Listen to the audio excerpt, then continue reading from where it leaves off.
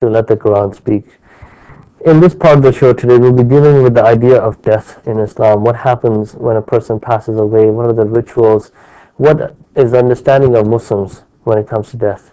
Now, Brother Shabir, obviously for any faith, this is a huge aspect in terms of just the beliefs they have. A lot of faiths are actually just strung up on this aspect of it, on death itself.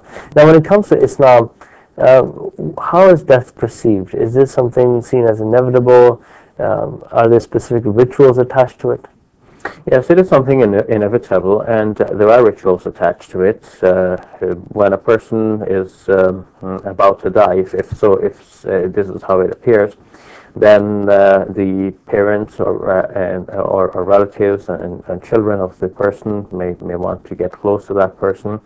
They themselves, or they might appoint someone who would recite some portions of the Quran, most preferably Surah Yasin, which is the 36th chapter, because it is thought that this chapter will ease the pangs of death. Mm-hmm. Those who are close to the individual, especially towards the last moments, will want to remind the individual of the important declaration of faith in Islam, bearing witness that there is no God but Allah and that Muhammad is the messenger of God, and or just simply to say La ilaha illallah Muhammad Rasulullah, there is no God but God and Muhammad is the messenger of God. Mm-hmm.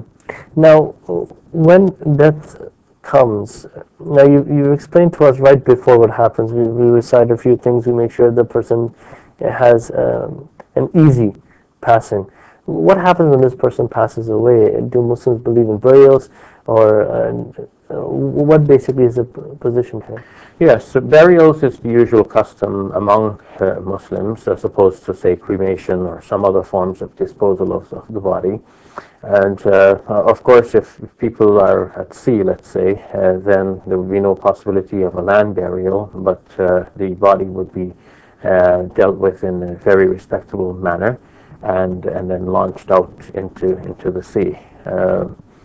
But the most usual case is burial. Usually a pit is dug and the body is lowered into the pit and then covered in a very basic and simple sort of casket, and also the wrappings on the body. Mm-hmm. Now, you mentioned that it's honorable. There's a certain way of doing it. Is this for everyone, or does this change? And like in some religions, they often have criteria before you die. I mean, you have to have certain things. For example, they put coins on the eyes or something to that effect. Any similar things in Islam? Well, in many of the religious aspects of Islam, simplicity is stressed, and death is one of those occasions when one is going to meet God.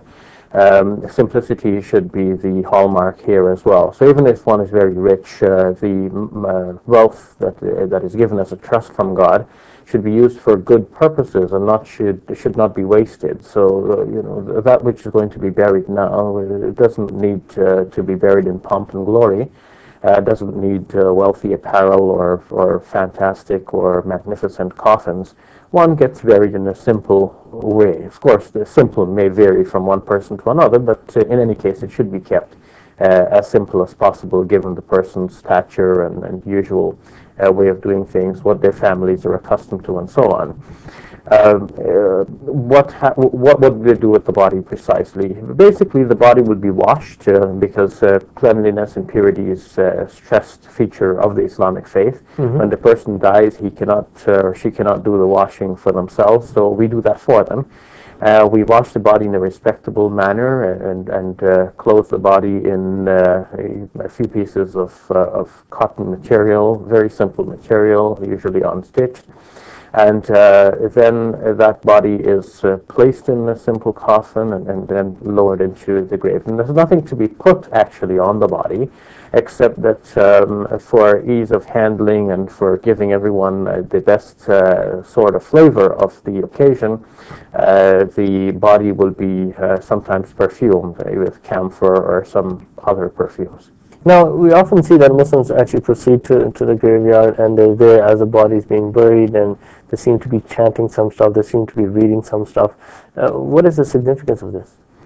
Well, the significance basically is that they're asking God and they're praying to God to have mercy on this individual, to bless the soul of this person, to admit this person into his mercy, to forgive all of his sins, to make his grave a very pleasant experience, to make it spacious. Here we're thinking not in terms of the physical space, but in terms of the spiritual experience that the person is going through, that person should experience spaciousness, the light and fragrance of paradise, and to be under the mercy of God, and eventually to be admitted into paradise. There is also, of course, the formal janazah or funeral prayer, which is offered as well. Now, you mentioned that the grave, that experience should be pleasant. What does this mean? Does this mean that the person's spirit stays within the grave? Is that what we're saying here?